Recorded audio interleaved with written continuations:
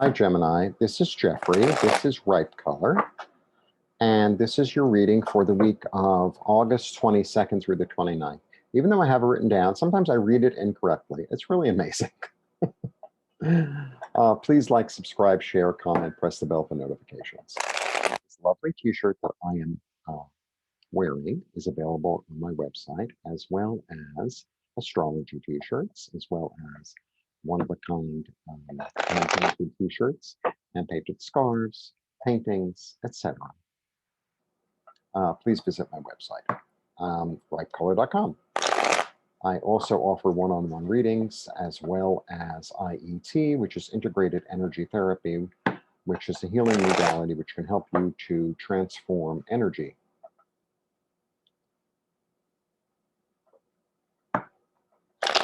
Whoops. Okay. Let's see what's going on for Gemini for this week.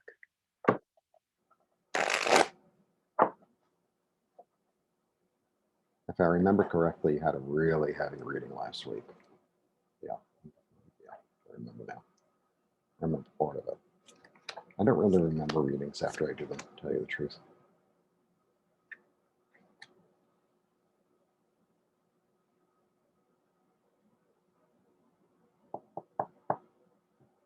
Okay. Here we go. The Queen of Cups, the Hermit, the Six. You're guided by the light. You're guided by your intuition to go to a calmer, more tranquil place. You could see it in your mind's eye. I remember the reading a little bit. So there's still a remnant of the sadness, but you've come into your own. You've come into your light, and you know how to move forward. And you are moving forward. Yep. Yeah, there's still some remnants left over from last week. You know, you're still sad, but you do have the light is here now. The light is here now. The light is here, and you know what you have to give up. You know what you have to give up, and it's an enlightened choice. It's an enlightened choice as to what you're giving up.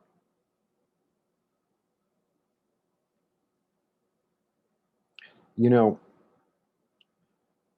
sometimes we go through phases in our life, or sometimes you see, say, individuals or people in your life, and you know, it's like they have this burden and that burden and this burden and that burden. And you think, oh, poor them, poor them. They're strong. They're strong. And if it wasn't,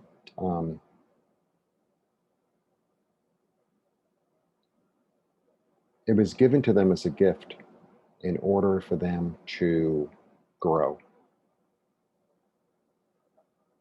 And that's the phase you're in.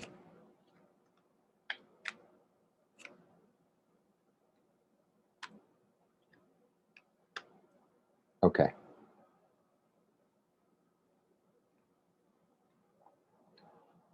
So you're going to see things are as they really are. You're walking away from it. You're making a sacrifice, but an enlightened sacrifice. There's a part of you that you're willing to like let go of and let the light come in and plant new seeds. It's going to be a lot of work. Don't kid yourself. It's going to be a lot of work, but you can handle it. And then you're ready to see things in a bigger way.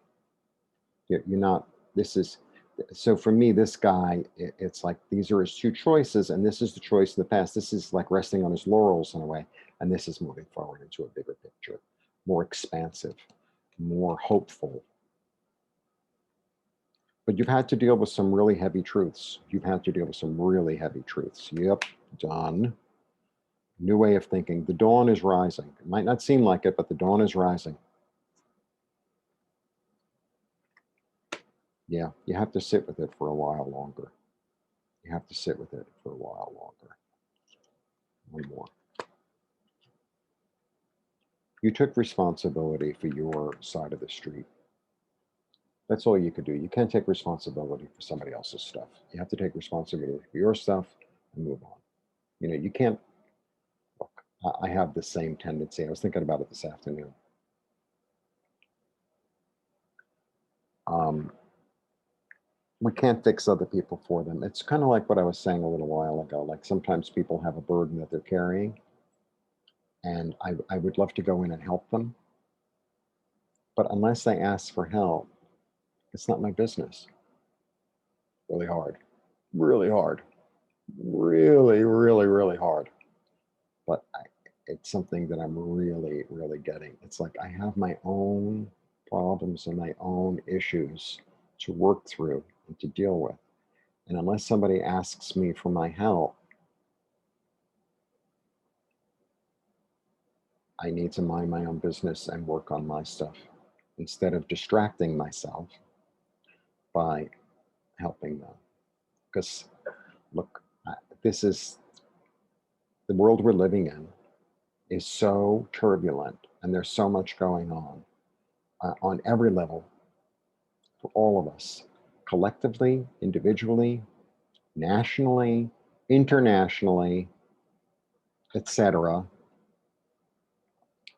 And this is the time that we really get to work with our own guides and our own spirit and our own problems in order like to flush it out so that we're the best us we can be.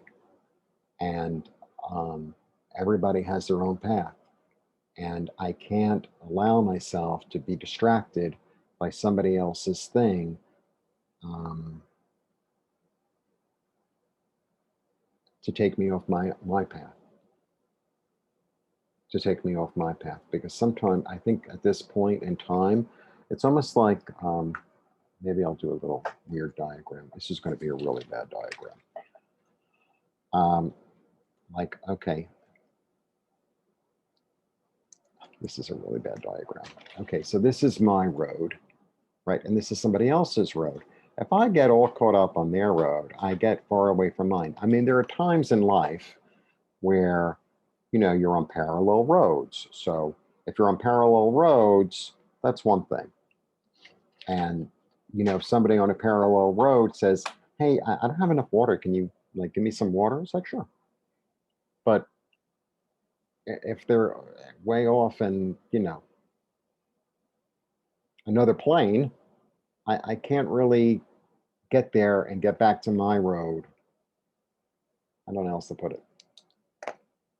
This is a it's a solo. There's a real solo. Um, this is really about going in by oneself, into one's own spirit, into one's own soul. This isn't about involving other people. This is about your relationship with yourself. And other people have their own axe to grind, so to speak. And I could be like the deep empath and really go there with people, but then I'm off my road and I get distracted and it becomes too much. And then I'm not living in my own soul's light and my own purpose. So the best thing, in my opinion, right, that any of us can do is to really live our own purpose and to be on our own road right now. Be on your own road and and live through example, not through busying yourself and worrying yourself with other people's burdens. Because we all have our own burdens and we all have our own things to work out, especially now, because the world is changing very, very, very quickly um, for all of us, and everyone's going to have a different reaction. And the best thing you can do is, be about your business. And I know that sometimes it's really hard. It's really, really hard. And I really understand that. I really, really empathize with that. But